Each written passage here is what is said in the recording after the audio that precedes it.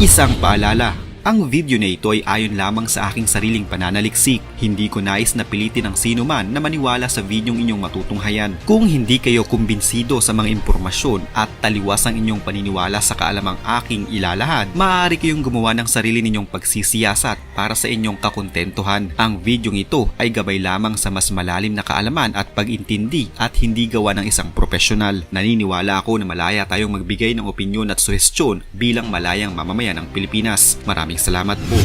Sa nauna ko ng video, akin ang nabanggit kung ano ang naging halaga ng Pilipinas sa Israel noong unang panahon. Nagsimula ang mabuting pakikitungo ng Israel sa Pilipinas mula pa man noong ikalawang digmaang pangdaigdig. Hindi matatawaran ang naging ambag ng Pilipinas sa kung ano man ang naging katayuan ng Israel bilang isang malayang bansa. Naging malaking instrumento ang Pilipinas noon upang makamit ng Israel ang pinapangarap nilang payapa at malayang bansa. Sa pamamagitan ng ating naging boto na nakaayon sa kanila, naisalban nila ang kanilang bansa at nakamit ang hinahangad na kalayaan.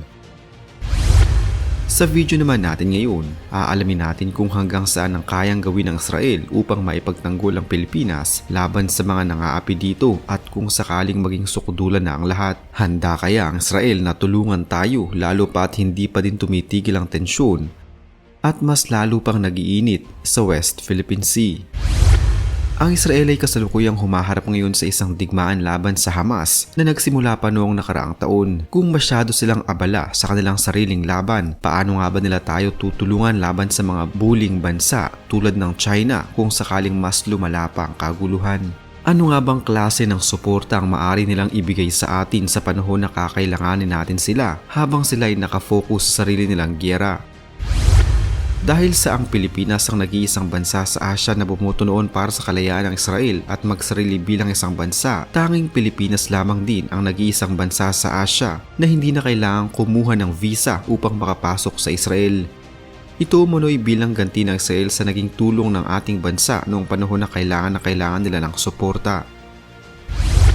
Ang Malaysia at Indonesia noong panahon ng botohan ay hindi sumang-ayon sa nais ng Israel dahil na din sa mas marami sa mga bansang ito ang Muslim. Ang Israel at ang Malaysia ay walang formal na diplomatic relations noon pa man, subalit pagdating sa ekonomiya, ang Israel at Malaysia ay patuloy na nakikipag-partnership sa isa't isa. Ang passport ng isang Malaysian ay hindi maaaring makapasok sa Israel at ganoon din ang isang Israeli passport holder ay hindi maaaring makapasok sa Malaysia nang walang written permission mula sa Malaysian Ministry of Foreign Affairs.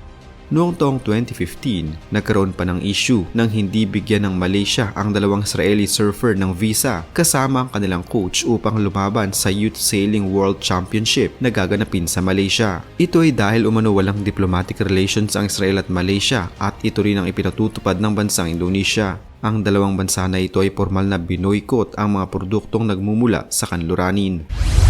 Nakaban din ang anumang klase ng cargo ships na patungong Israel sa bansang Malaysia at hindi din maaaring dumaong sa mga pantalan ng Malaysia ang kahit anong klase ng barko ng Israel. Habang ang ibang mga bansa naman sa Asia ay nananatiling neutral at ayaw nang makisawsaw sa gulo sa pagitan ng China, Pilipinas at Amerika. Sa kabilang banda naman, mas piniling panigan ng Israel ang Pilipinas kaysa sa China, subalit pinapanatili pa din ng Israel ang kanilang relasyon sa China bilang isa ang China sa kanilang mga key trading partners. Sa katunayan, noong taong 2022, ang China ay naging primary source of import ng Israel nang mga produkto nila ay umaabot ang presyo na hanggang $12 bilyong at ang investment ng dalawang bansang ito ay nasa $1 bilyong din ang halaga. Kaya nga kayang pabayaan ng Israel ang kanilang relasyong pang-ekonomiya sa China para sa Pilipinas. Kung sumiklab man ang kaguluhan sa pagitan ng China at Pilipinas, nasa 99.9% ang tsansa na susuportahan ng Israel ang ating bansa. Subalit ang tanong, kaya bang tapatan ng Israel ang puwersa ni Xi Jinping o baka labis lamang mapinsala ang kanilang bansa na magiging dagdag pa sa pinoproblema nilang kaaway ngayon, ang Hamas mula sa Palestine? Kung pag-uusapan ng lakas ng himpapawid ng China at Israel, ang China ay may mahigit kumulang 1,000 mga third generations fighters. Katumbas ito ng pinagsama-samang parehong aircraft ng lahat ng mga bansa sa Europa. Ang China din ay mayroong sariling fourth generation fighter, ang kanilang ipinagmamalaking J-20.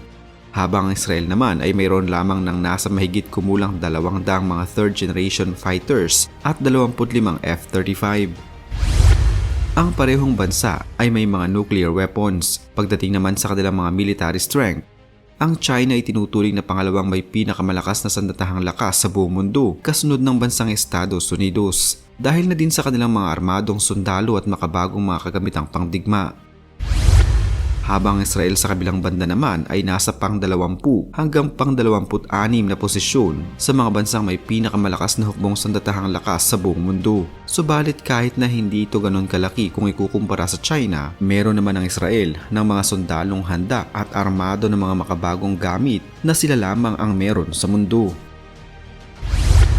Pero kahit anong gawin ng Israel, tiyak na kung mag-isa lamang siyang lalaban sa China ay wala itong tsansang manalo sa laban. Pero dahil naman sa pinakamalaki at pinakamalakas nitong kaalyansa ang bansang Amerika, malaki ang tsansa na susuko ang bansang China sa kanila. Kung hindi man direktang makisama ang bansang Israel sa away sa pagitan ng China at Pilipinas, may ibang paraan silang maaaring gawin upang tulungan ang ating bansa.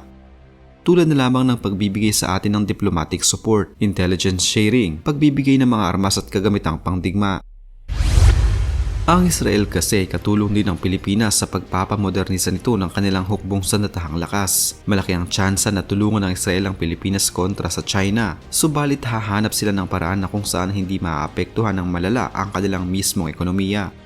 Sinimula noong taong 2013 ang proyektong Horizon sa pagitan ng Pilipinas at Israel, kung saan susuplayan ng Israel ng armas ang modernisasyon ng Armed Forces of the Philippines o AFP. Taong 2018 hanggang 2022, ipinatupad naman ang Horizon 2 at simula 2023 hanggang 2028 sa ilalim ng Administrasyong Marcos Jr. ipinapatupad ang Horizon 3. Sa proyektong Horizons, sinusuplayan ng Israeli defense contractors ang AFP ng patrol boats, long-range patrol planes, fast attack interdiction missile vessels at iba pang mga gamit at armas pangdigma. Nitong Hulyo, nanalo ang Elbit Systems ng Israel ng mahigit kumulang sa $100 milyong na kontrata para mag-supply ng 2 long-range patrol planes sa Pilipinas. Noong isang taon, nag-deliver din ang Elbit ng 20 Land Sabra Ascod light tanks sa Philippine Army. Bukod sa Elbit Systems, kabilang din sa nagsusupply ng armas sa AFP ang mga kumpanyang Israeli na Israeli Aerospace Industries, MC-Tech RF Technology Limited, Rafael Advanced Defense Systems, Rayzon Group at Smart Shooter.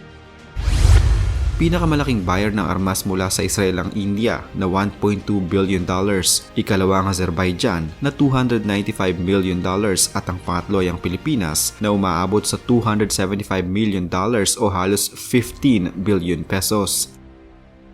Sa pagitan ng mga taong 2001 hanggang 2018, nagsupply ang Israel sa Pilipinas ng Blue Horizon UAVs, ELM-2032, AC Combat Radar, ELM-2288, AD-Star A-Search Radar Systems, M68, M71, 155mm towed guns, Spike ER anti-tank missiles, Spike NLOS SSM ASM at ELM-2022 Multiple Platform Aircraft Radar.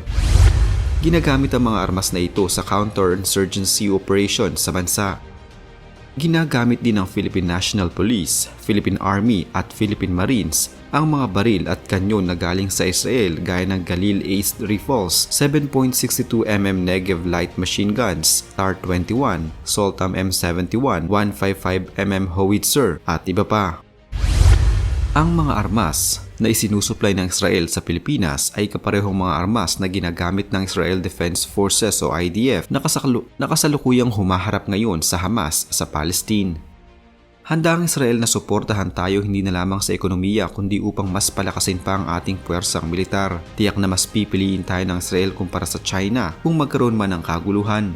Ayon sa mga eksperto, ang relasyon ng Pilipinas at Israel ay maaari pang mas gumanda sa mga susunod na taon, tulad na lamang sa teknolohiya na maaaring pagsaluhan ng dalawang bansa upang mas paunlarin pa ang kanilang mga kagamitan.